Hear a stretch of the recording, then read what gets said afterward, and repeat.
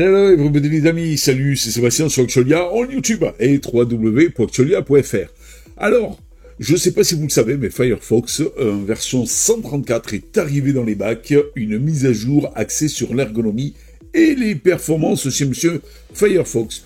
Oui, parce que monsieur Mozilla Firefox a lancé la version 134 donc sur son navigateur Firefox, apportant donc plusieurs améliorations notable pour l'expérience utilisateur optimisée. Cette mise à jour se concentre sur l'ergonomie, les performances, la sécurité, avec des nouveautés intéressantes pour les utilisateurs de Windows et Linux. Alors, vous avez aussi un accord assez sympa qui a été fait avec Ecosia. Vous savez, Ecosia, c'est ce fameux moteur de recherche qui est donc bon pour l'environnement et qui donc réinvestit tous ses bénéfices principalement dans la plantation des arbres. Voilà.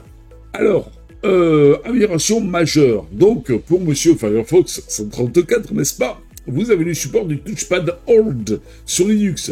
Cette fonctionnalité permet d'interrompre le défilement cinétique ou défilement inertiel en posant simplement deux doigts sur le pavé tactile auparavant pour stopper ce type de défilement. Eh bien, c'était délicat sur Linux.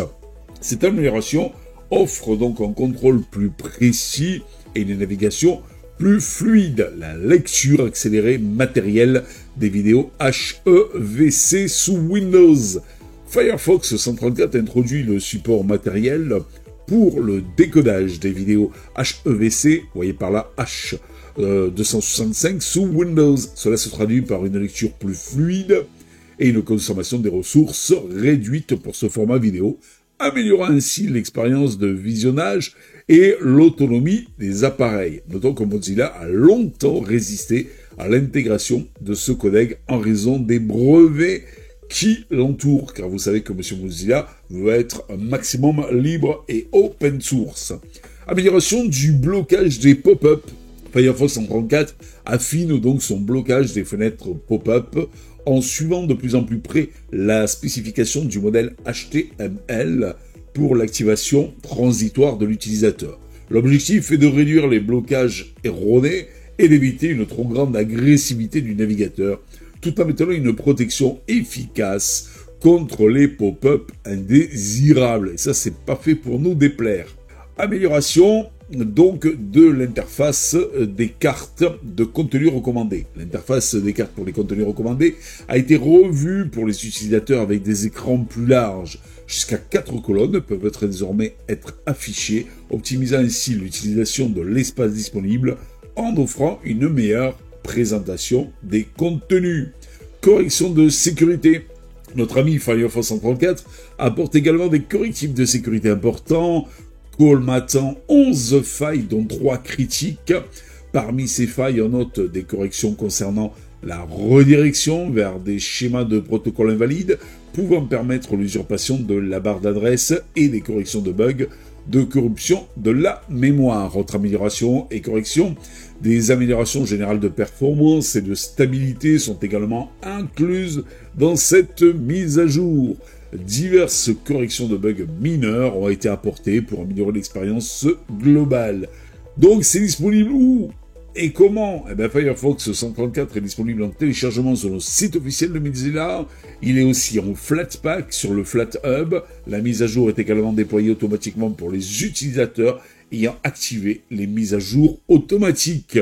En résumé, Firefox 134 est une mise à jour qui apporte des améliorations significatives en termes d'ergonomie, notamment pour les utilisateurs Linux, avec le support du Touchpad Hold et de performance avec le support matériel du HEVC sous Windows. Vous voyez par là, donc H265.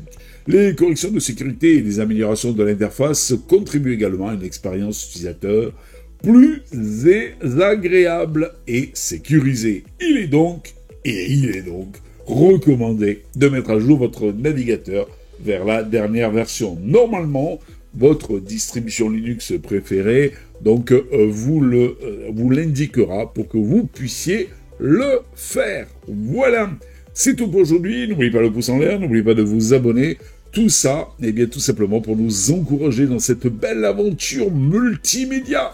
Allez, ciao les amis, à bientôt pour une nouvelle vidéo, bye bye. Si vous avez aimé cette vidéo, abonnez-vous, mettez un pouce en l'air, et partagez cette vidéo, merci, cela fait toujours plaisir.